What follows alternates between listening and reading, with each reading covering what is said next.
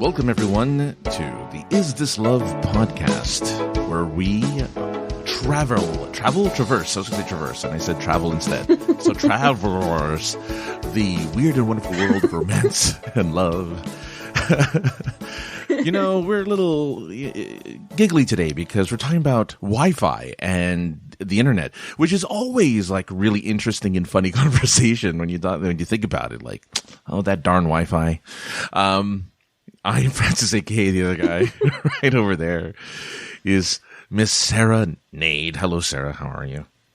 I'm good, Francis. How are you? Doing well. I had, like we were talking earlier, it's nice to be able to say that I had, a pretty uneventful weekend. I think the only thing I did was watch the new Jurassic Park movie, and that's it. Oh, nice. Yeah. Even though I have stuff I should be doing, like I have a ton of stuff I need to get done. But I did none of it because why not? What about you? How have you been? I've been good. We actually had a nice day this weekend, so is that we not went typical? To the park. It should be, right? Because it's June. We're really having a January right now. Oh. It's actually going to be in the 40s tonight. I know. Yeah. Where is summer? But if that was Celsius, that would be summer because 40 degrees Celsius is like it's like 95 degrees. So there you go. It is not Celsius. Oh, darn it. All right. That's fine. Yeah, and not a lot of people have been doing anything romantic online either. Like normally I see people talking, like at least the last 6 months, people have been posting their engagements or having children, Mm-hmm. Actually, I'd say the last year. I think I've seen the most engagements, which is weird. I guess because I have nothing better to do for the last year. It's like, well, we're stuck inside. What should we do? Let's get married. All right, that sounds like a plan. All right, let's get married then. And so it's been about best thing to do when you're bored. I mean, planning a wedding is fun. Is it for the ladies? I think. Oh. Dudes, not so much. I don't know. I mean, I didn't plan much of mine. Like, I was asked for music. The only thing that there were like 2 or 3 things that were mine: music, the cake, a $3,000 Legend of Zelda cake. Oh my god! Nice, yeah. All natural ingredients or something like that. I think that's why it cost so much. Oh wow! And a couple of other things. Like, I tried to make it fun. I tried to make it fun. I didn't want it to be, neither of us wanted it to be traditional. So we made it as fun as we possibly could. And it was a lot of fun, Oh, cool. But yeah, but she did most of the work. I just like nodded and smiled. I'm like, sure. Yeah. You want what color for the bridesmaids dresses? Yeah, that's fine. Like, I don't know. You're like, whoa. As long as it's not periwinkle, I'm fine. I don't even, it might have been fun. Well, periwinkle is a nice color, isn't it? I thought periwinkle was a nice color. It is. Oh, okay. It's a kind of purpley, I think. I think we would have been okay with periwinkle, but yeah, no, it was just like, so anyway, I don't know why I'm bringing that part up, but yeah, I think a lot of people are at least, because they've had to live together and be indoors together and endure each other, maybe, quote unquote, endure each other for so long, they're like, you know what, we actually can tolerate each other. We should probably make this a long-term thing. And so they'd have. And so I've seen a lot of that lady, lately. I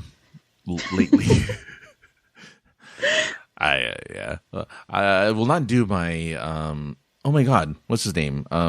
He used to do the marathons for cystic fibrosis. Not cystic, he used to do the MS marathons. Jerry Lewis. I'm not going to do a Jerry Lewis impression. Jerry Lewis does the lady. Right? Yeah. But I refuse. I won't do that. I won't do that. Anyway. Seems like, though, we've both had fairly uneventful weekends, though, other than, it's nice enough to go out and see nature, which is always good. Always good to see a little bit of nature, which is fun. So then let's get into this show proper right off the bat with our first issue. or question. I don't know. All right. So, married men seem to be the only kind of men attracted to me. I try to be their friend, but they always expect and want more. I'm also flirtatious by nature. This has happened most, if not all, my adult life. Should I just cut men out altogether? How do I find a balance? Can men and women just be friends? That's a question for the ages, isn't it? Can men and women just be friends? It seems to come up a lot. Yeah, but you have guy friends. Yeah, I have. I definitely have guy friends. You're my guy friend. I like the hesitation. It's like, yeah. Well, I thought you said we have guy friends. No, I was like, you have guy friends. Oh, yeah. I guess we both probably do. Yeah, but I want to sleep with all my guy friends. That's the problem. No. Oh, that's got to be tough. I know it's got to be tough. Yeah, the prevailing knowledge, maybe it's not knowledge, but the prevailing theory assumption, yeah, is that yes, men will be friends with women, but should the opportunity arise to sleep with them, they're not going to say no. I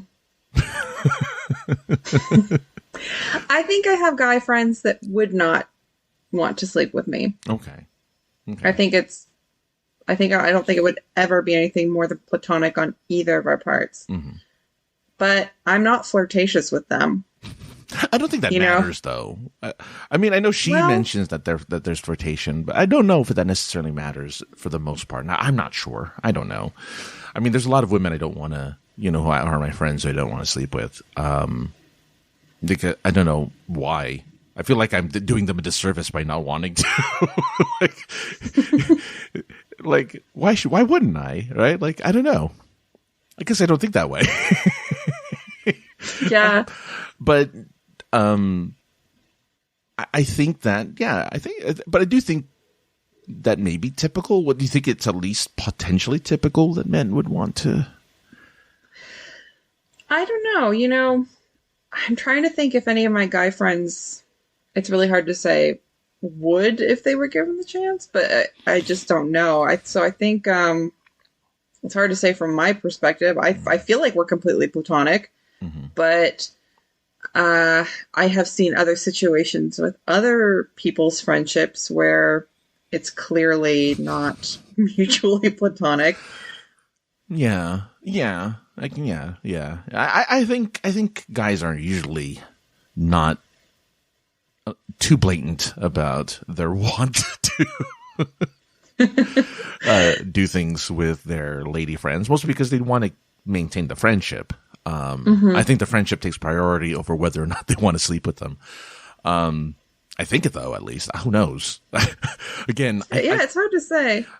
Even as a guy, it's hard for me to say, too, because most of the guy friends, the men that I knew, maybe not necessarily know nowadays, but the men that I knew definitely were like, oh, yeah, if I were given the opportunity, it's showtime. Or it's game time, or whatever, whichever time it is. Yeah. But they're like, but I would, I appreciate being their friend, but also if the opportunity came up and we were in that situation, I'm like, game on. The horse sound. Off to the races. Oh yeah. That's funny because I'm sure that I've never heard of any of my girlfriends saying, oh yeah, my guy friend, if he ever gave me a chance, I'd be right in there. I don't know. So, well, women, and maybe you can speak for this, but women are less, I guess they don't care about that as much. They want more of that intimate connection more than that physical connection, I guess. Well, I'll say this. If I've been into someone in the past, except for when I was really young and you just hang on to crushes for a while. Generally if I'm kind of friends with a guy, but we're interested in each other and then they kind of make it seem like, no, they just want to be friends.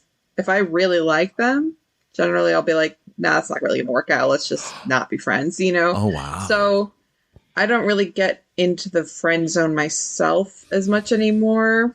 You know, now that I'm past like the like middle and high school puppy dog crush phase. So that helps me not be in that situation. All I know is I cannot wait for the friend zone conversation that we're going to have at some point. I know someone's going to ask about that, or we're going to find a question about that. Okay, but this particular situation is different. So this is from someone I know. So they brought in this question. They are around our age, and the men that are attracted to her are around our age or younger or older, you know. But the vast majority of them are married. Now, again with the horse sound, I don't know. I don't understand it. I don't get why these guys are married. If they're gonna be like hitting on other people. Yeah, like, so my impression of marriage is that is not the stereotypical kind where they're like, oh, you know, you get married and things get boring, and then you're in a routine, and then you like have sex once a year, and then, you know, that's it, and it sucks, and now we're just like, you know, because that's right. That's kind of what like Married with Children sold us, and like a lot of these TV shows and movies where they're saying, where, you know, the typical saying is, oh, you know, it's better to be single than get married. Don't get married. Married is like a death sentence, right? You've heard that though, right? You've heard that kind of. Yeah, I mean, there's like the idea of the dead bedroom once you're married. But yeah, I mean, I'm sure there's something to that. I'm sure people are married for a while, and there are people that become bored with it and get very excited when a flirtatious woman wants to spend time with them. That's right. Got to be something that happens, you know? Yeah, but you're married. Right, you definitely shouldn't be doing it. I can appreciate flirtation for the sake of flirtation, and not kind of pushing it anywhere. It's just kind of like a thing that you do.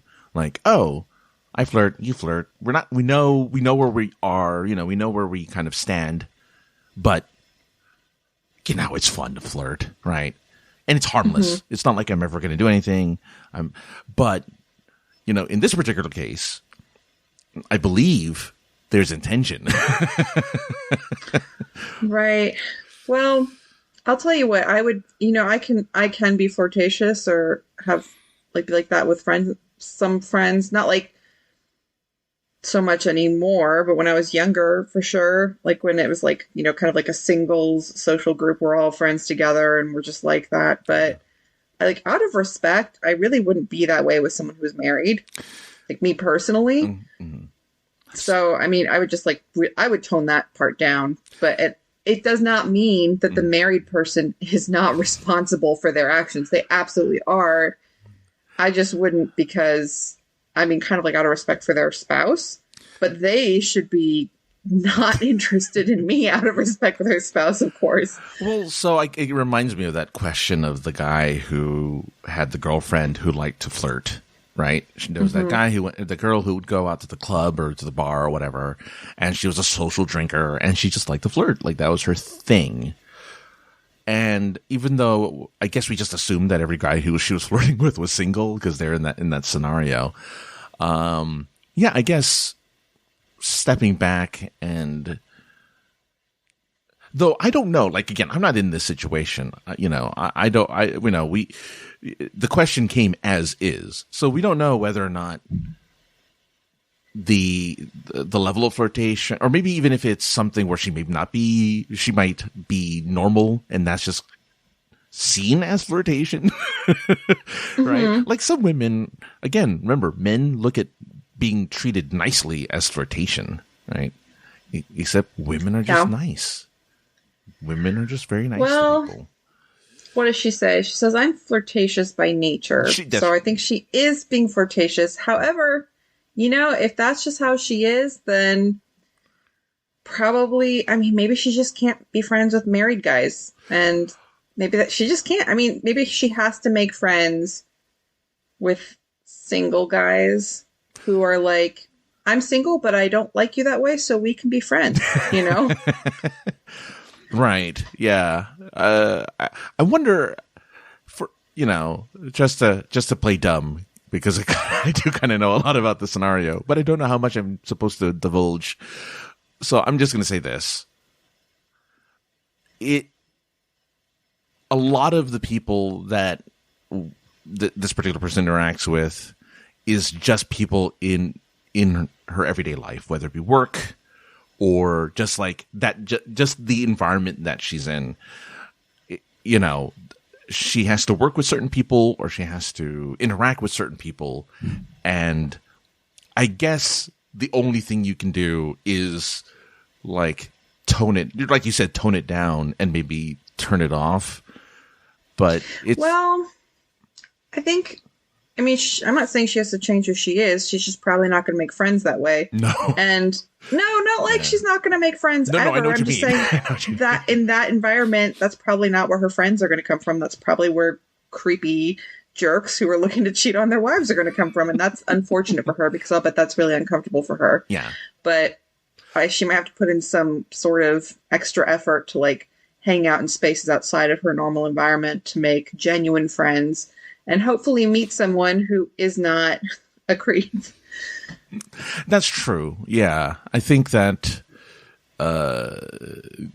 it depends. Sometimes that work-life balance is hard, and hopefully there are outlets in which she can find guys who are not married or in a relationship. I hope so. Yeah. Because from my understanding of the situation, it's just like the single guys don't flirt with her, but the married guys do. Well, then, that could mean her friendships could come from the single guys if they're not interested, right? Yeah, true. No, that's true. That's true. Yeah, I don't know if I'm curious though, because I actually don't know this part, but I'm curious if those single guys who don't necessarily flirt back, if they have any interest in the friendship. Like, I don't know. I actually don't know that far beyond, but I'm curious now. Like, yeah. Making friends is a very special thing, Yeah. Like, it seems like a much more casual relationship, but hitting it off with people is pretty cool. But if they're just interested in you, like, romantically, it's not going to be a real friendship connection, It's going to be just weird for you. So I do feel bad for her that she seems to be in a situation where friendships are harder to find. But I just wouldn't be trying to be friends with those guys who want more, because they're just always going to want that, I feel like. That's true. Yeah, that's true. And then it's always going to be like you're not dragging them along, you're leading them on into like thinking that there's something there or potentially there. Yeah, if you keep the friendship going, it could turn into that situation. Yeah. Well, I know this person listens, so let us know what you think of what we said. Love to hear your thoughts. And I hope you find some nice, friendly guys soon, because this sounds not very comfortable. Yeah. It probably gets overwhelming. All right. We have a second question as well. This one's a little more complicated, maybe? What do you think? It's definitely more words. All right. Well, then, let's go. Hit it. All right. My girlfriend has a lot of trust issues and doesn't trust other women in general. And because of insecurities she's brought up and fights we've had, I've had to give up most of my female friends. But because she doesn't like women, she has only male friends and thinks it's unfair for me to have an issue with her seeing them more than I'm allowed to see or talk to my remaining female friends. We fight about this a lot, but I feel that since I agreed to cut out my female friends to make her feel better earlier in the relationship, but am only recently voicing more opposition to all the time she spends with her male friends, that I lost a lot of ground in convincing her that it's not fair. She seems to think I'm just having an issue now to get back at her or something. And to be honest, it is a combination of feeling a little insecure with her closeness with these guys and the unfairness of the situation. And I'm only finally finding my voice on the issue. How can I get her to understand this without coming off as controlling or cutting her off from her only source of friends? I guess it is a little more complicated. Yeah, it's a little more complicated. What are your thoughts as a woman? Have you ever felt that your boyfriend or any men in your boyfriends in your life could not have female friends? Did that ever bother you? I don't like to say who they can or can't be friends with, and I think it's fine for them to have female friends because I have male friends. So like in this situation, I feel like I wouldn't want to be a hypocrite. You know, I don't want to say it's fine for me, but not for you. So I really don't like what his girlfriend is doing. I think that I understand how she's creating or expressing a situation, how her side is different than his, but you can't create boundaries and say, but they only apply to you, not to me. You know, like that's just not right. Yeah. Well, I mean, I'm almost surprised, or maybe not surprised, but I almost want to just say like, well, you need to move on then, sir. Because I don't know I don't know why you would want to compromise but let's say, look, I'm going to take that out of the picture. My first like instinct is to say, well, then go somewhere else, because obviously there are not just boundaries, but kind of like morals and understanding that you guys can't seem to meet. Right? You can't compromise or something. And that's fairly manipulative to be like, well, get rid of all the ladies, right? You know, I can be the only woman in your life. Oh no, I'll let these few stay for whatever reason. Maybe she thinks that they're homely or something. I don't know. I'm being polite. I'm just saying. You can have ugly friends. I didn't want to say that out loud, but yeah, it's like, yeah. As long as they're ugly, they're fine. You know, you can keep those friends. But the pretty ones, I can't have you friends with them. You know, I had a girlfriend who was very much like this, very insecure. Except she didn't have a lot of male friends. She had female friends, but she didn't feel comfortable that I had. I didn't even have a lot. I had like a few. Like I didn't have a lot, but it made her feel uncomfortable. It made her feel inadequate. And so without saying too many words, she did request that like maybe, you know, cutting these people out of my life. And I'm like, well, I'd rather not, but I mean, you know, maybe we can come to some kind of compromise or something. And I guess we kind of did, because I did end up later on, I did get rid of those female friends, but I later on made new female friends in which she had no issues with. But maybe they were homely, so I don't know. Oh my god. They were handsome.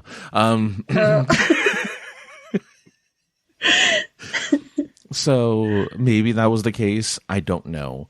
But I did not do what I did not provide the advice that I gave to this guy, because for me, it was like, man, everything's great.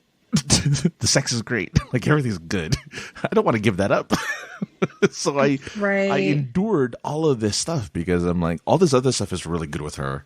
And maybe taking a break from these friends over here might not be so bad. But no, it was bad in general. There shouldn't be that ultimatum, right? So I feel like this guy. Well, okay, I went for the gut check and say get rid of her. But what advice would you have for someone like him if he like, well, everything else is great. You know, she's this, she's that, she's the other thing. You know, she's the cat's pajamas, all this stuff. But what about? But the only thing the only negative thing, the only thing we ever fight about is this female friends thing. Mm-hmm. So what kind of advice would you say? Like, is there any type of compromise in this situation? Well, I actually have been in situations where me and my significant other have talked about specific friendships we each have that make us a little uncomfortable and like compromises there. One thing is if it's not a mutually platonic friendship, then that might be where a boundary, is drawn of some kind. But there's also other compromises you can have, like maybe you hang out with them when we're all together, not by yourself, or I don't know. There's lots of things you can talk about, but I also know or have known women who kind of have that viewpoint of they just don't like other women, so they only have guy friends. And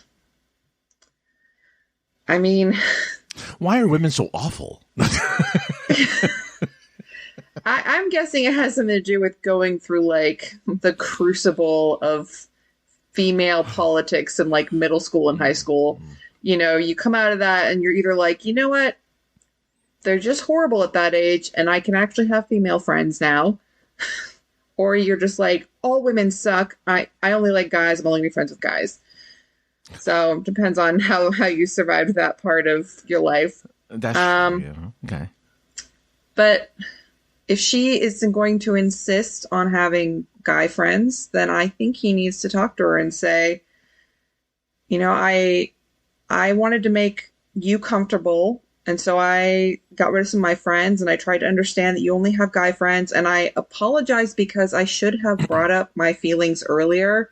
And I shouldn't have just like assumed that they were wrong because of your situation where you're only friends with guys. But I am actually uncomfortable with that. I'm not changing my mind now. I'm just finally able to like talk about it. Mm-hmm. And this is a problem for me because it does feel really unbalanced. I do get insecure about your guy friends. I'm not just doing this, because you made me get rid of friends. And I don't want either of us to get rid of friends, like, unless we have a serious problem with a specific friend or two. Right. But we need to talk about this. And it can't just be that you can do this stuff that you're not allowing me to do. I mean, it just has to be a conversation, I think. I can't do it. You can't do it. Okay, that's like what I think she's thinking he's saying. Yeah. In like that tone. Yeah. But like, it's not it's a legitimate thing to say, okay, it's the rule for me, but not for you. Yeah. Like, that's just not right. Well, so yeah, because the last part of here is like, what, understanding does not come off as controlling. As I think, don't bring up that she started this, first off, especially if you want to keep the relationship. Don't make it be like, well, you told me, and so therefore I am telling you. Don't do that. But I get, and he says without cutting her off from her only friends. So I think if you bring that up and be like, look, you got your friends. Got your guy friends. They're all homely looking. It's okay. Especially like the bald guy. He's great. Nothing wrong with being bald, though. But I'm just saying. No, I'm just kidding. Oh, my gosh. That's Fabio over here going like, oh, yeah. No, but, try to be... I agree, yeah. Talk about it. Yes, definitely talk about it in this, but in a way that says, I'm not here to control your life, and I don't want to feel like you have to control mine, I guess. And do maybe say it better than that, because I feel like that might cause an argument right there by saying, but at least by sharing the feelings that you not bringing it up before and not talking about it, and now finally feeling comfortable enough to talk about it. Start with the positive and saying, look, our relationship has gotten really good. I feel comfortable. Like build it up and do a lot of positives right off the bat, so that when you get to the negative, which isn't a negative. But you build up all the good stuff. Like, I love how our relationship is going. We're so in love. This is so great. I'm glad we can talk now. And here's something and because of that, here's something I'd like to talk to you about. And it has to deal with this thing, though, that we had a little bit of an issue with, that we kind of fought about back in the day. And we're not fighting about it anymore. Have you noticed? Isn't that great? Well, now that we're not fighting about it anymore, I just want to bring up something and then get into it. But like, I love that you have your guy friends. I love that you're so close to your male friends. They're all great. I really loved them on stage at that Chippendales concert. They were all awesome. And I just wanted to say, like, look, I like making, I have a bunch of friends who I miss. And I know they're women, but you've met them. They're good people. And like you said, maybe we can all have lunch together and you can get to know my friends better and they can get to know you better. And let's see if we can't come to some, common ground. And look, I love like I said, love your guy friends. They look great in a G-string, but I would love to just have every once in a while these ladies who I just, who I've been friends with forever. And I kind of want to have that friendship back.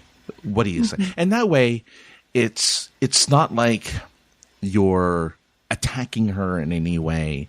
It's more of like, look, almost like I'm trying to bring everyone into this world that we have. Let's bring everyone together and let's make it a thing. And hopefully that'll be something that she can appreciate and something that she can do. Right. Because then, if that is a huge issue still, there's I think, potentially your final red flag. And you could be like, well, okay, we obviously can't compromise. You're great. I think you're wonderful, blah, blah, blah, blah. But, I can't sacrifice these people who've been in my life all this time, for someone, for this, right? Even though as great as this is, I can't compromise my morals and my ideals because these are good people and there's nothing wrong with them, right? Yeah. Right. Look, I know you didn't appreciate the Victoria's Secret catalog they were in. I understand that, but wow. I'm just saying. Well, they could be on Chippendales. They got to be somewhere, right? So you're both just dating like models and strippers, or as friends? As friends, yeah. Wow, what a rich life this couple lives. I know, it's amazing. I think that unless both people are okay with it being an uneven situation, which is very rarely going to happen, I think it just has to be fair. Either you're both okay with friends and you have specific boundaries that both people follow, or you're like, no, neither of us will have opposite gender friends at all. Which some people do. Yeah. Some people enjoy a relationship like that. I guess to each their own. Yeah. I mean, some people can compromise with that, but it also becomes something that you can build resentment. It's something that can build anxiety. It could be something that that can build, distrust, right? Like, why do they why did they hate my female friends so much, or women in general so much? Like, what is it? Like, what's that deal, right? And then, minus her seeking an actual, talking to an actual professional, which she may need to do to get over this issue of other women. I think someone needs to sit her down and let her know that women are not the enemy. Women are not the bad guys, women are friends, not food. I mean, there you go. Isn't that right, Nemo? Yes. Anyway, that's all you little Nemo fans out there. That one's for you. Top of the charts. Anyway, no, I'm not going to do a Casey Kasem.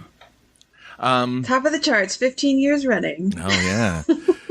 Oh my God, the best audio I've ever heard from Casey Kasem was not on air, but it was recorded anyway. When he got angry that he had to go into a love song after doing a dedication to a dead dog, He's like, I can't.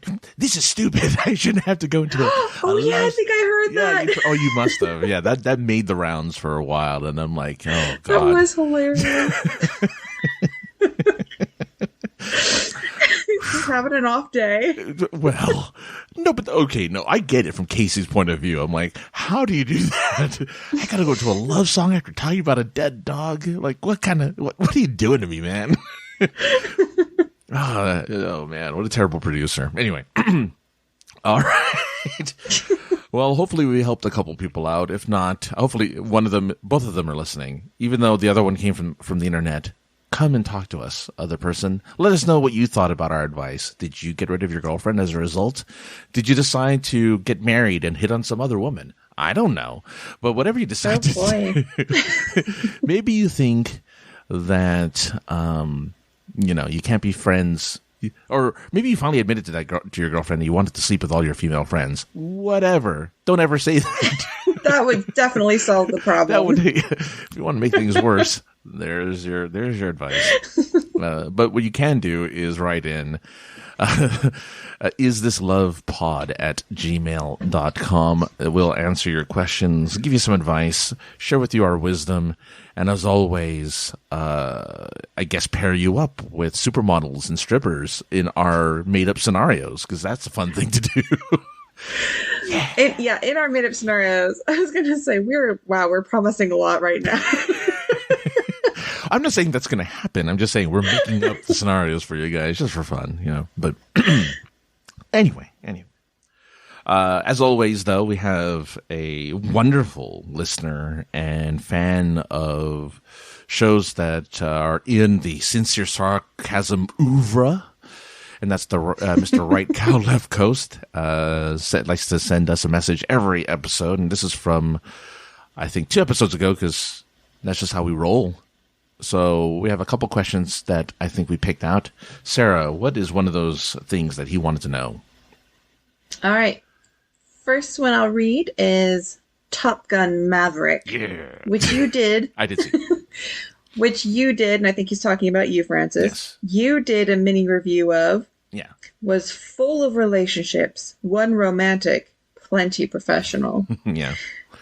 Since this podcast is about love and relationships, how did the movie portray relationships, and what lessons can be learned from those seeking better relationships, either professional or romantic?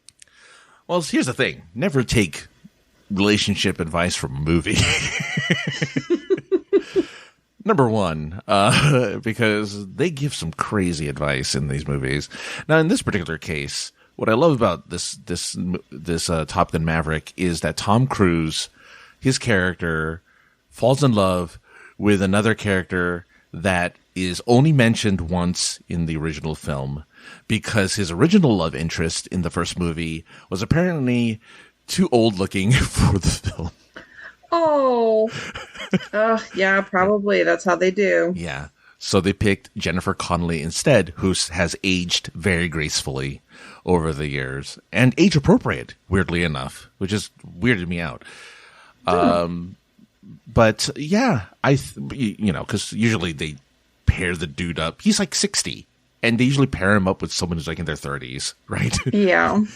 I think Jennifer Connelly is in her 50s, if not close to her 60s too, and she looks amazing. She looks fantastic. But as for what the movie does for that relationship, super easy. You didn't see what happened, so therefore we can make it up, and it was great. They were very much. They had a one-night stand, and they ended up falling in love, or something to that effect. But it was fine in the sense of like all of the relationships are very simple, very black and white, and I wish all relationships were that way. Right? It's just a simple playful. One's playful, and like I don't. I'm going to try to ignore you in the love category. I'm going to try to ignore you. But in reality, I'm so in love with you anyway. It doesn't really matter because you're back in my life. Bleh. And also, last thing with the romantic part, as I move on to the professional one, they allowed they allowed Tom Cruise to kiss a person on camera. So good for him. Because they allowed him to? He hasn't kissed a romantic lead on camera for like the last 30 years or so. Who wasn't allowing him to? Tom Cruise. I don't know. Well, I can't say who wasn't allowed to because they're an organization who are. Oh, I didn't know they had that rule. I didn't know that either, but people have noticed. They're like, he never kisses his love interest in any movie. And then Does John Travolta not either? I don't. Well, he hasn't done a movie, I think, with a love interest in a while. Usually he plays a villain without a love interest. At least the last few movies he's done. So, I don't think so. Mm-hmm. I don't think so either. But anyway, so he got to kiss Jennifer Connelly on camera. And then the professional stuff, again, super black and white. He's a teacher there. Oh, no. With everyone hates him, but he's so amazing. Seriously, everyone hates him. The generals hate him. Everyone hates him. But he's so amazing and wonderful that they can't help but respect him and, like, think he's the best. And, like, well, as much as I hate you, you're the only man for the job. So. Oh, my God. You know. Oh, man. John Hamm was, like, the guy that hated him. He's, like, the quote-unquote bad guy, even though he's not the bad guy. And he's like, you know, if I had a choice, if it wasn't for Val Kilmer, you wouldn't be here. But because Val Kilmer loves you so much, you got to stay. So I guess. But I hate your guts. Is Val Kilmer in it? Yeah, Val Kilmer's in it, yeah. But doesn't he, like, not... His voice has changed, right? They used AI to make him talk. So it was... Wow. Yeah. It was a bunch of his... It was a bunch of his voice recordings, and the AI just, like, plucked and picked and, like, modulated so it sounded like he was talking. So...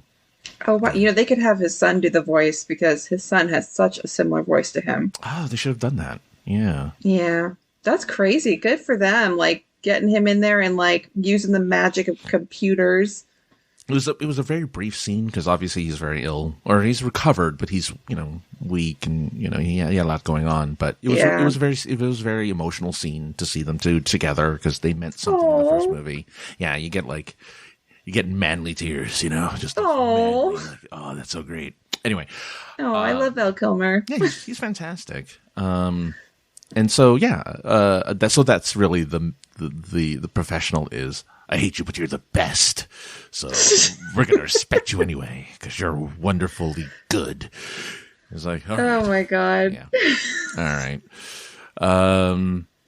Let's go into the, I guess it was like the question at the end there that I think you were interested in. Oh. Yeah, another one callback from a movie you talked about. Yes, I did, yeah. One of my favorite movies, yeah. Speaking about Scott Pilgrim, aren't we all terrible in some way? He's particularly terrible, though, but okay.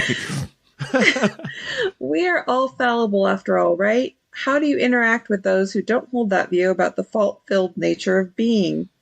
Since we are all seeking relationships with those with faults and have faults ourselves, how does one overcome those faults? The saying about making one's faults one's strengths, is it a good way of looking at oneself? Well, what do you think? Since I couldn't answer last question, since you couldn't answer the last question because you hadn't seen the movie, but what about this? This is something you'd probably... Yes. No. I do have a thought or two about our faults, I guess. Well, first of all, how do you interact with those who don't hold the view about the fault-filled nature of being? If you're with someone who doesn't think that they have any faults, I would say... Like the girl who doesn't want you to have any female friends. Yeah, doesn't see any problem with her not following her own rules. Yeah, I would extricate myself from any conversation or interaction with someone who thinks that they're perfect.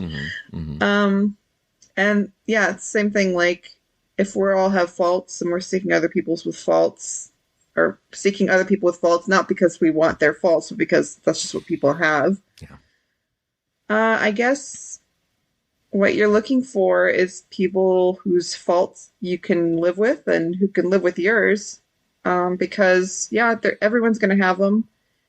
And we can change. You can certainly work on your own, and you can grow and change. But I would highly recommend not being with someone because you think you can change something you don't like about them.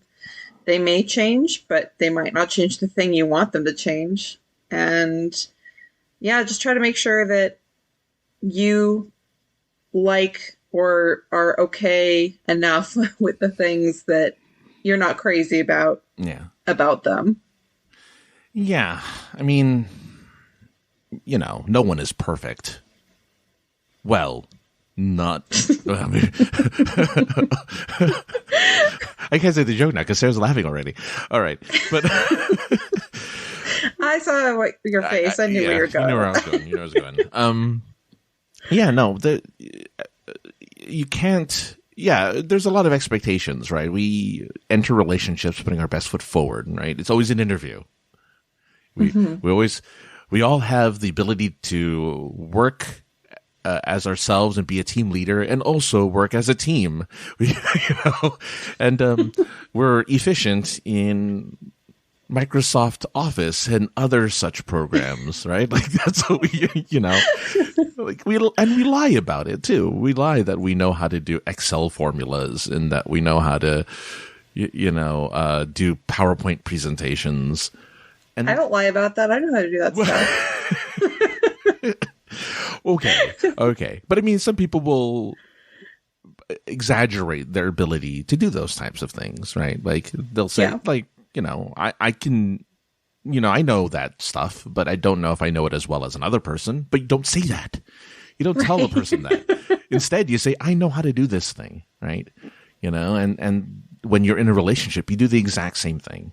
I know, you put your best foot forward, and oftentimes what we do is, in the form of faults, is that we'll listen to the man or lady say something, and they'll be like, I'm really into this one thing. And then you're like, oh, I kind of know what that is. And then you kind of talk about it as if you know what it is, right? Like, oh, yeah, I love memes, right? It's like, oh, memes are amazing. I used to make memes all the time. I remember they're called Maymays. And then you... you banter a little bit, and you try to remember that one story that you could kind of recall about, like the history of this, that, and the other thing. You try to impress them, and you try to make yourself look good. And that's what you do when you date. When you date someone for the first time, you do everything you can to make yourself look amazing. And that's, while we hide those faults, we hide our faults to a degree. Like, for instance, maybe some people chew with their mouth open, but they're super aware that they're on a date. So they're like chewing very slowly, and they're like, oh, God, I can't open my mouth. Gotta chew properly. Can't be gross, right? And they're looking at you, and they know that they eat with their mouth open, but they can't do it either. So you both are awkwardly staring at each other as you chew very slowly at your food. And you're like nodding and smiling like, good? Very good. And you just do that. I mean, come on, Sarah. When you were first going out with your current boyfriend, you were putting on, the nines, and you were making your hair all nice and pretty, and you were wearing the nicer clothing, probably. I don't know.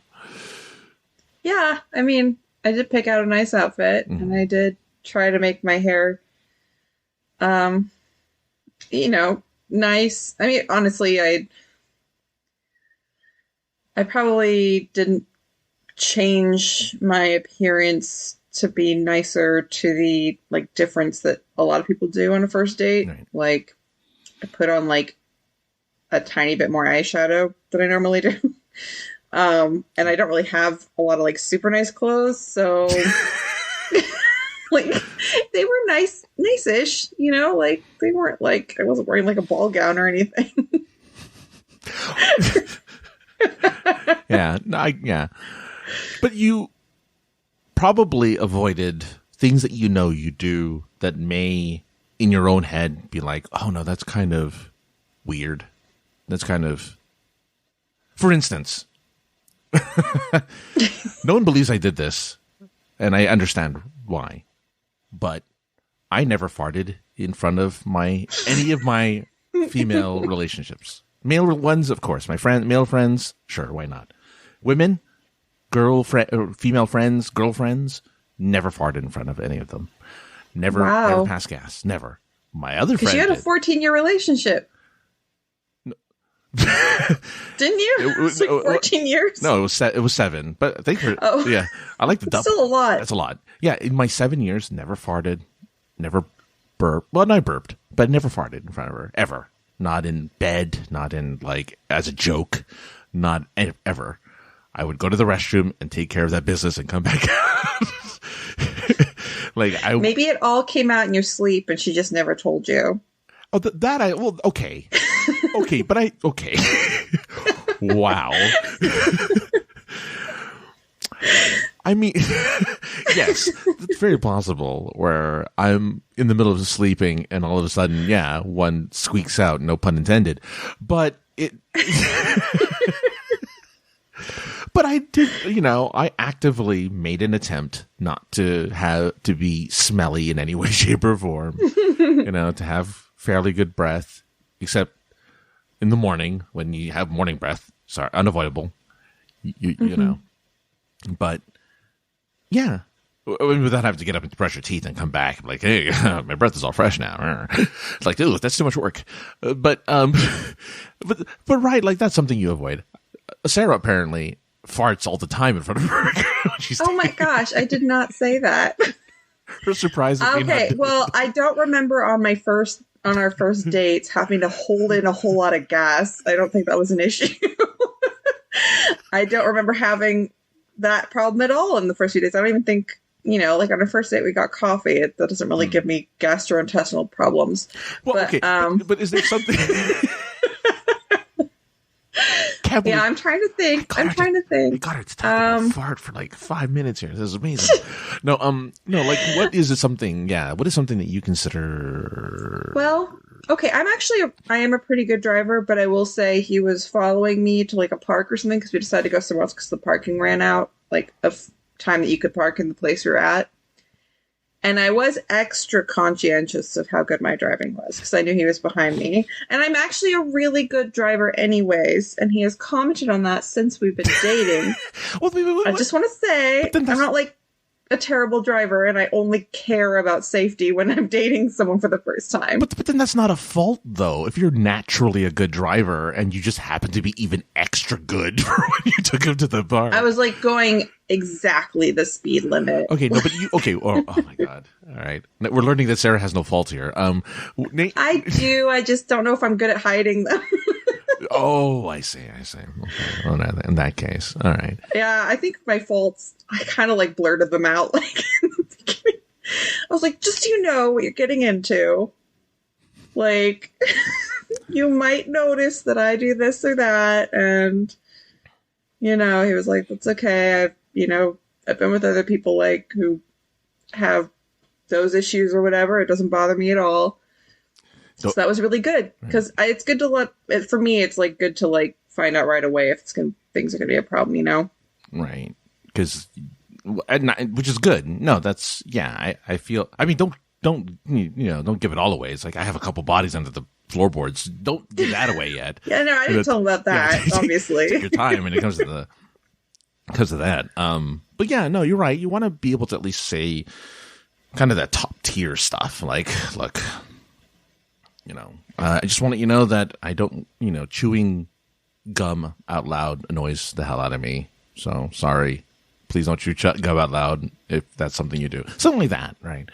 Not a fault, but something that you're like, well. But anyway, so yeah, I don't think you have to overcome them unless they're debilitating and they are negative towards the relationship. Like, if you're a perpetual liar, then fix that. Yeah, that might be one to work on. But if you're someone who like, I don't know, who likes to take your pants off after a long day at work, and that surprises your significant other because they weren't ready for you to just take your pants off in the middle of the middle of your house and be like, well, I'm home and I'm tired. I just want to take my pants off. I'm sorry. Right? Like, that's not a terrible fault, right? Like, that's not something that's going to break a relationship. As a matter of fact, it might make it a little sexy, and like, oh, your pants are off. Yeah. What you thought was a fault could actually be a new kink. Yeah, exactly. Like horse heads and knives. Horse and knife play. Horse and My knife gosh. play. I'm sorry. That was right. Yeah, I forgot. It's the whole horse heads and knives. I forgot it's the whole horse and not just the horse head. It's the whole horse. But yeah, so I think that as long as it doesn't negatively impact the relationship, whatever faults you may think you have, yeah, talk about it openly. Don't be afraid. Don't be Scott Pilgrim though. He's an asshole. don't be him. He's a jerk. Be considerate and be kind and be honest. And I think as long as the faults aren't too overwhelming, I'm pretty sure the relationship will be fine. I hope. Or maybe not. Who knows? Maybe you don't like your boyfriend having female friends. That's an issue. Well, and if they can't handle like a small fault of yours, that's a fault of theirs, I would say. Yeah. Like, I dated someone who couldn't stand the sound of people eating. I was like, what do you want me to do about that? Yeah. Never eat in the same room. Like, and it's not because I would like chew with my mouth open and like spit everywhere. It was just like, I think he was like, I specifically can't stand the sound of people eating cereal. But I like cereal. And I'm not going to have an IV of cereal. It's going to go in my mouth. That's how I'm going to eat it. That's when you get the box of grape nuts and just like, oh, really? The loudest cereal you can find. Hear me crack my teeth on the cereal. Made of cardboard and glass. That stuff. But yeah. That's a deal breaker. That's extreme, That's a fault where it's like, okay, well, that's unreasonable. Because then how do you live in the real world? Because people eat cereal in the real world. But I get it. Just, yeah. And let's see, what else is here on that question? I feel like we got everything on that, though, I think. Making your fault your strength. I don't know how that happens. I don't know if you can necessarily do that. Unless your fault is like you're too handsome and you're too wonderful, and then I guess that could be your strength. Yeah, I'm trying to imagine what it is. Maybe like I'm too punctual. Ugh. Maybe he's thinking like if you have a weird face or something, but then you become like an actor who's well known for their face, like Steve Buscemi. Steve Buscemi. Even though, if you look at him when he was young, he was actually quite cute. He just has a more distinguished face, as he's gotten older, but he doesn't look bad. He's just very unique. Yeah. And he has the power to look in separate different directions all at once, his eyes are just all over the place. He definitely can pull off just about like any kind of weird character for sure. That's true. Well, he played like there was a show, I never saw it, but I saw like stills from it where he was like a gangster on Boardwalk Empire, and he looked menacing. Like he didn't look weird or goofy like he normally does. So I thought, oh, good for him. Like he's, he looks normal. He looks like a regular person. Can do he can play a lot of different roles. And I wonder if like, there's actors like that who otherwise anybody else with that going on would be like, oh God, I'm just, I'm so weird looking and nobody likes me. But they're like, you know what? I'm amazing. And I don't care what the world thinks. I'm doing this. And that is turning what you think is a fault into a superpower. Yeah. If there's one thing you take away from the show is that we think a bunch of people are homely looking. That's all you gotta know. Oh God. That is your word of the day. I love it. It's a good name. It's a good word. You know why? Because it's not as insulting as ugly if you don't know the definition, right? Like it's not like I'm calling you ugly. I'm not calling you unattractive. I'm just calling you homely. I think it does sound like does it sound bad? Okay. All right. Never mind. I don't know. Well, are you going to start calling hot girls comely then? That's a real word. I don't know. What is that laugh about? That's a real word. That's the opposite of homely. Is it really? Yes. Wow. You thought I was I guess that's why dirty joke. I guess that's why people do that when they see beautiful women. Oh my God. That's not what that means.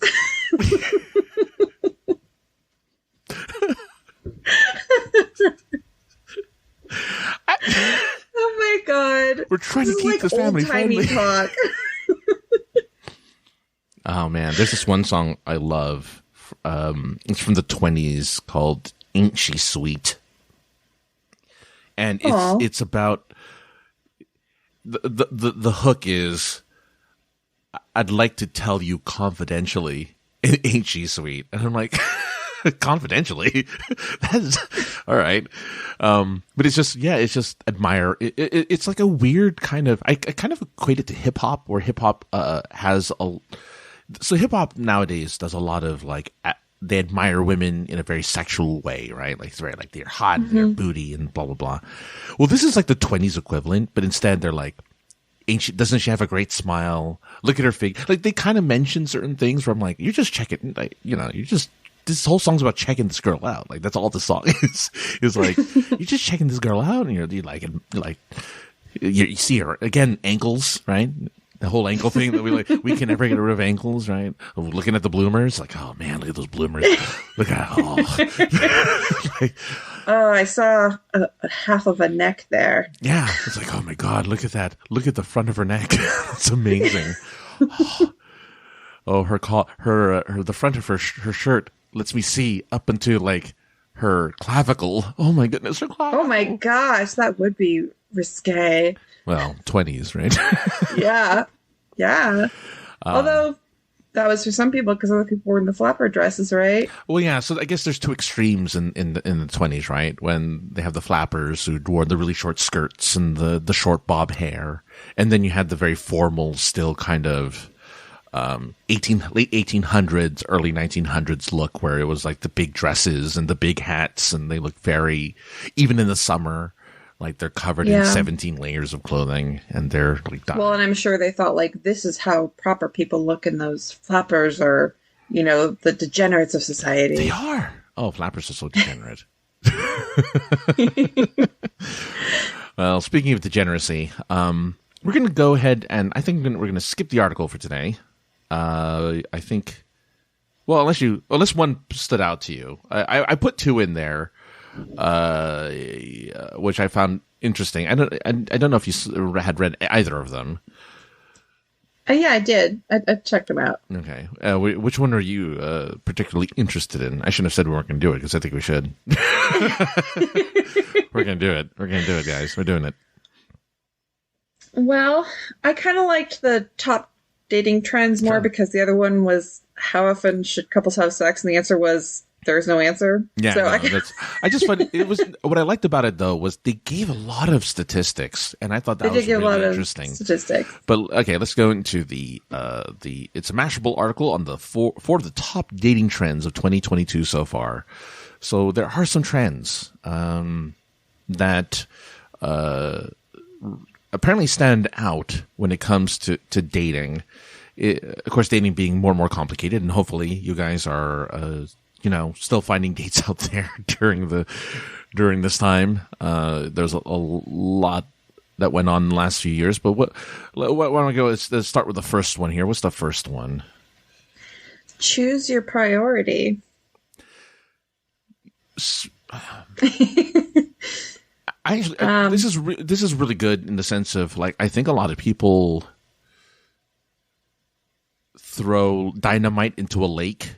And then, whatever fish comes up, that's what they take, right? They're just like, whatever. Okay, good fish, right? As opposed to actually taking the time and fishing and being patient and kind of knowing what they want.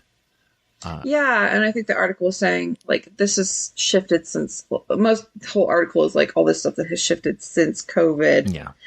And yeah, like maybe it's more important to you to make sure you align on like opinions of things. I think they were talking about like, if you feel that you agree on like levels of safety, do they make me feel safe or not? Yeah. Also, how's the personality versus how hot they are? Like the priorities have changed. Yeah. They feel. I agree. I think the ones who take dating seriously, I think that's true. I think the people who still are looking for hookups obviously don't care, but yeah, they even have a word for it, I guess. Priori-dating, right? Which I think is so silly because I feel like we've already had priorities. I think the thing is that they may have actually been affected by COVID. Well, So, yeah, I think there's a lot of, we're a lot more, I mean, not to go too deep into this, but we're a lot more politically minded. We're a lot more, we have a lot, our values are a lot more on our sleeve. So we look for people of like mind as opposed, and that's probably what we look for in profiles is like, oh, do they definitely, believe this thing or that thing? Do they lean this way or that way? So makes sense. That's true. Also, if you're going to be stuck in lockdown and you're not going to be out on the town showing off how attractive your partner is, isn't it more important that they have a good personality? Wait, that's the reason why you get a hot boyfriend or girlfriend is to show them off to the public? I have definitely read that people think that that's why they can't settle for someone they really, really like personality-wise, but is not attractive. They're like, but what will my friends think? I need society to like validate me as a successful person by having a hot. I've totally seen people say that, and I think that there are parts of society or different societies where that's a real thing. I agree. 100%. Yeah. No, 100%. I think a lot of couples, especially the ones on Instagram, are like trophy couples. They're like, well, of course I have to be with this person because look how amazingly hot they look on Instagram, right? Like, look at them in this bikini and look at my man in his, short shorts. There's this one hot pants. His hot pants. There's this one couple though that I really admire because the girlfriend is very attractive, but the guy is shorter than her, not only shorter than her by a bit, like a whole head shorter, but not looks wise, not equivalent, right? But they take a picture together all the time. She's very proud of him, as a person. Like the showing off is like, look how amazing this person is as a person. Yeah, they might not be, Zac Efron or whatever. Like they're not this Adonis looking guy, but this is my guy and I love him and he's great, right? And it's very sweet to see like this stuff. Sweet. Yeah, it's like, oh, that's amazing. Even though you're like a model, I mean, she is, and he isn't. That's right. That's great. That's awesome. Like we need more couples like that. It like really turns my head when I see it because I almost never see it. What's that? When I'm like on the street and I see a couple where the guy is really hot and the girl isn't. That's very rare. Weirdly, I'm just like, oh my god, he loves her anyways. Like, like. She's it's just like visually, she may not be in his league, according to society's beauty standards, but he loves her anyways. It doesn't matter to him. Like he loves her personality, I would imagine. Yeah, I've seen a few people. Yeah, I'm seeing that more and more actually, where I will look at a couple, especially here in Southern California, where everyone is attractive, and then you see like this really buffed out, amazing looking dude, like he's just like the most muscular guy and just like bodybuilder, and with like a very just considered quote unquote average looking woman who he's just all over, just arms all over her, just like, oh, hey babe. No, she doesn't say that, but he's like, oh look, whatever, but very much like unafraid to be just all over this woman of whom, if you were to visually look at them, it's not that it's not that Instagram couple, right? It's like, well, okay. And I think a lot of guys are afraid to be with a woman they like that isn't necessarily super attractive because society tells them that's not okay. Well, I think we had I don't know if it was on air or off, where we had a brief conversation of some of women I had dated in my past, where my male friends were very critical because they weren't at a certain level of attractiveness, and I'm like, I mean, that's I like terrible. Them. Yeah, but. I think there's that. Maybe that's going away, and this may be proving it. This might be. That would be great. Yeah. Like if people could just be happy with someone who makes them happy and not have to worry about impressing their friends and people around them. Yeah, that'd be nice. All right, what's next? It would be nice. Oh yeah, what's next on the list? Okay, so the next one is increased vulnerability and mindfulness. Oh yeah. And this one is, well, like stopping and checking in with yourself and saying, how do I feel about this? And this one also has a lot to do with the safety. Like during COVID, are you with someone who's going to wear a mask or not? You know, I want to wear a mask and you're saying no, and maybe you're even kind of laughing at me for wanting to wear a mask. Well, how do I feel about that? I could just stop and be like, am I okay with this? Do I want to just walk away now, or do I want to explain to them why I'm not okay with it? Yeah. Yeah, I mean, look, if they're reasonable, okay, you know, they're willing to have a conversation about it and be like, yeah, that's fine. But yeah, if they're not going to meet your needs in that respect, which again, you know, a lot of people don't feel comfortable yet. I still see it you know, there's I would say about 50% of just, I'm going to base it off of my anecdotal area, right? Here in Southern California, about 50% are like, no, I got to keep it on. And the other half have to be like, no, I'm going to be free balling it or whatever. What amazes me, though, always, is how many couples where either the man or the woman isn't doing what their significant other is doing. So, like, one of them will be masked and the other won't. And I'm like, that doesn't cause trouble? Like, that doesn't cause issues? But apparently not, because they're holding hands or whatever, and the guy isn't or the girl isn't. And it's like, oh. I mean, okay. That's all right. Well, I'll say I probably wear a mask more often than my boyfriend does. Yeah. I just feel uncomfortable sometimes, and he is more, I don't know, maybe data-driven. Devil may care. Like, well, not devil may care, but like, you know, okay, well, you know, am I really going to avoid this by wearing a mask right now? You know? Sure. Again, comfort level, right? Everyone has a different level of comfort. And I guess as long as you're not being made fun of or laughed at, I think it's okay. Right. But, yeah. But no, yeah, I even hear, you know, again, being open about, or I guess being vulnerable about what you have as expectations in your relationship, right? I think was one of the other things that on here, like being able to feel like you could. Here it says, while you may want to know if your date wants kids someday, it's not necessary to project into the future and dream up your whole life together now. Right. Which people do often, right? You know, you start a relationship or you're infatuated with somebody and then you're like, our kids are going to look amazing. Like, our children are going to look so great. Oh my gosh. There was that movie, How to Lose a Guy in 10 Days. There you go. Yeah. And one of the things she did was she comes to his house and she's like, I got a Photoshop job done of what our children will look like. You know, they'd only been on a couple dates. She's trying to get rid of them by acting, you know, too much. Sure. But yeah, I mean, that, you know, it's definitely good to know if you're on the same road. But yeah, you don't need to talk about what you're going to name your children on the first date. Yeah. Yeah, don't go that far. All right, what's next? Virtual dates haven't gone anywhere, and this is how some people still prefer to have their first date or first several dates on like Zoom or something. Which I'm all for, because there's no distraction, right? That's true. The getting to know you phase is like, well, yeah, I'm on my computer, I'm talking to you through Zoom, but we're not watching a movie, there's no people around us, we're not eating a meal, it's just you and me getting to know each other. Just, that's it. And I think that's really good. I'm glad that's a thing, because I do think it takes a long time for a lot of people to get to know each other. And then, you know, 6 months in, they're like, you don't like what? Or like, you're like this. And like, they get freaked out because they're just learning for the first time because they've been doing other stuff, or they've been, like we said earlier, kind of bolstering their resume.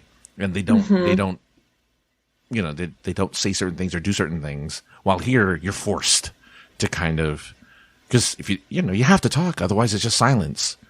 And so you have to fill that silence with something. And oftentimes that means that you end up opening yourself up more because you know, that silence is uncomfortable. It's an interrogation technique. I actually, I did do some, because I was still dating, like doing online dating different times during the pandemic, and I did do some video dates. Okay. And I liked that. And I like chatting on the apps. But I know some people who were like, I don't know them. I met them on there. They're like, I don't really want to talk a lot or do a video date. I just want to meet in person and like cut to the chase. I hate all this. It's like, well, I love it. So goodbye. Well, you know? yeah. Like, what is it that you hate? The getting to know you part? Like, which again, some people do the dating thing for the hookup. They don't really want the dating. They want the hookup. So maybe that's what they were looking for. I'm like, yeah, or maybe they want to see you in person and make sure you don't have a weird foot or something because they can't see that in the profile pictures that only go down to like your knees, you know? They want to make sure you look comely. Exactly. They want to make sure you're as comely as you presented yourself to be. And it's a real word. I know it's a real word. I see you're like laughing so hard. I know it's a real word. Yeah.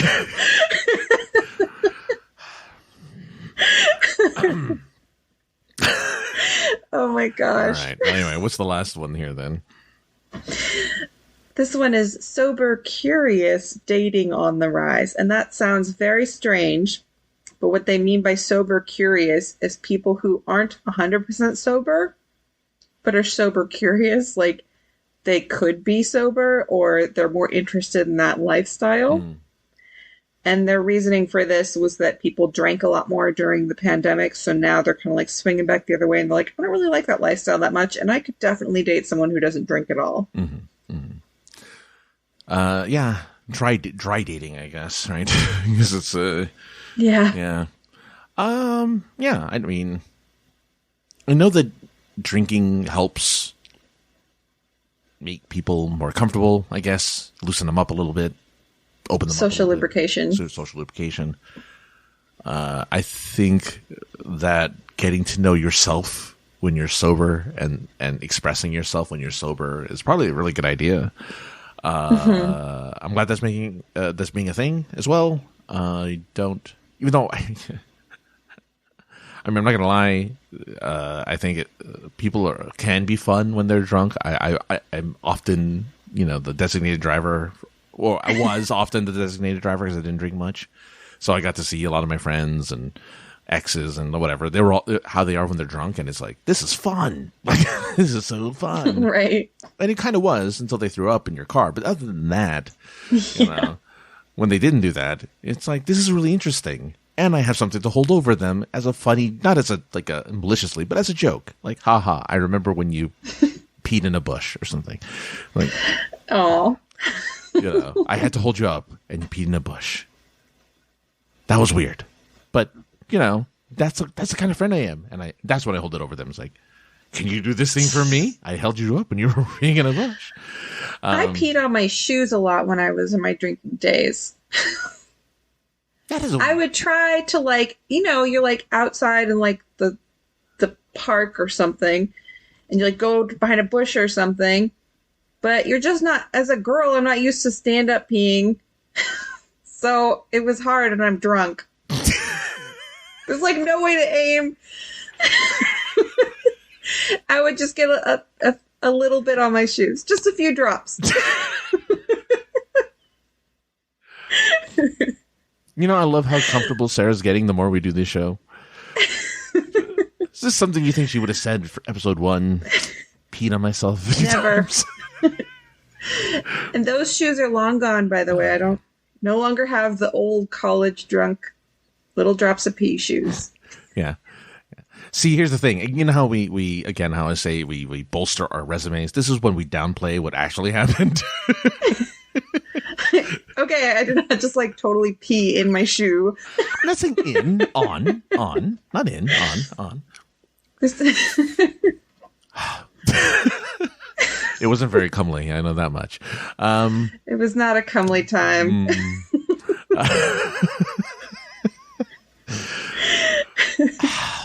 I'd be like, oh, gross.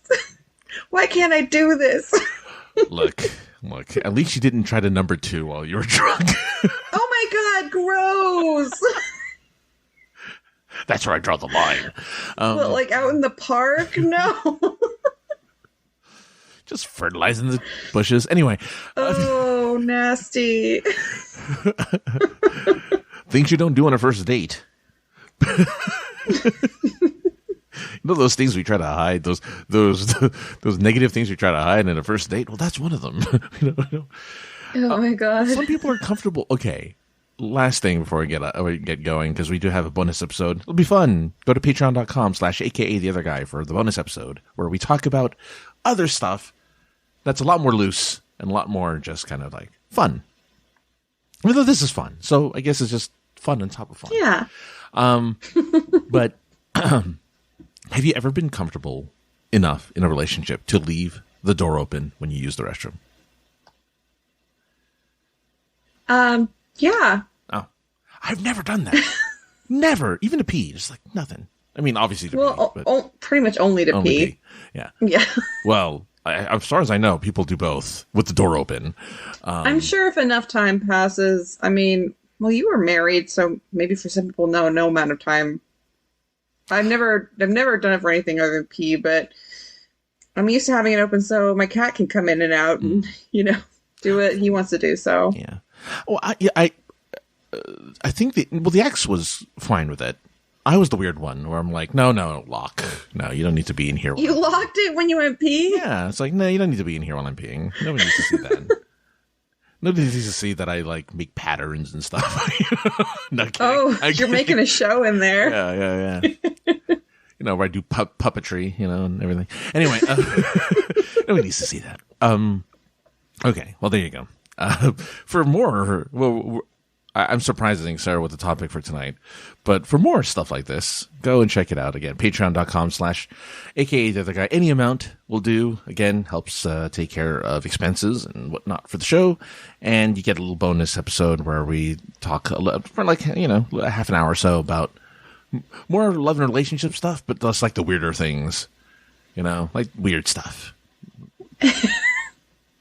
The weird stuff, like, or just like knife and horseplay, silly stuff. Yeah, it's mostly silly stuff, really. Yeah, but it's all fun. It's all fun. So check it out. All right. Well, I think that's it. I think this is. I think once again, in my attempt to try to shorten the episode, we continue to make the show long. Oh no, it's fine. Because I'm like, we have some time, and then we just spend half an hour on this article. Jeez. All right, never mind. Obviously, we like talking, and we like we have fun conversing with one another. So that's why we do this. We have fun doing it and love talking about it, and we hope we can share our wisdom and our silliness with you, and hopefully it helps in some way. It is love. IsThisLovePod at gmail.com. IsThisLovePod at gmail.com. IsThisLovePod on Twitter, Instagram, Facebook. Find those places there. You can see that we'll post articles every once in a while and little things that we find online. Check that out. Also get updates on the show. Please leave a review on any of the different podcast catchers. They're called podcatchers, like Apple, iTunes, and Spotify, things like that. Leave a review. Once you do, lets other people know it exists. It shares the show with the world, and people get to hear stuff that we have to say. Words that come out of our mouths, you get to hear it, and other people do too. And we get to answer your guys' questions in theirs, so do that. And lastly, it's sinceresarcasm.net for the website, where I post the episode, and you can leave a comment there if that's something you prefer. If you don't like email or whatever, you can go leave a comment, and we'll read it on the show, just like Right Cow Left Coast likes to do, leaving us emails and things like that. Let us give us a feedback. We'd love to hear yours. Let us know if you're homely or comely. All right. That's it. Thanks everyone for listening. We'll be here on the after show, or the After Dark show. I don't know what to call it. The bonus show. And we'll talk to you all next week if you're not there. Bye everyone. Have fun and love.